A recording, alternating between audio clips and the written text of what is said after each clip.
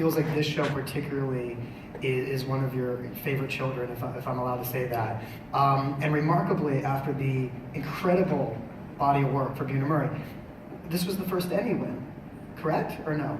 Well, we had won an Emmy for Autism Musical, okay. And we won an Emmy for Starting Over. But Starting Over one was a daytime Emmy, and no one really gets too excited about it. And the other, the board, and the Autism Musical was like special program something, I don't know. Anyway, but yeah, it was very exciting. You know, I think, you know, I always said to people my proudest moment was the Real World, in particular the Pedro Zamora season.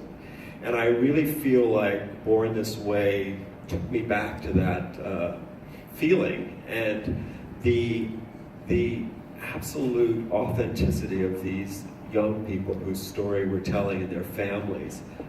It's reminded me sort of those very pure, wonderful first days of being in reality TV, because our cast and their family have very little filters, and we're getting such honesty in the work, and we're getting these wonderful small moments that just have a resonance, and it's just reminded me why I love doing what I do. And Rob Sharano, who gave a speech before we came up on stage, mentioned that there was an original version of this 8 years prior, and that you never gave up on it.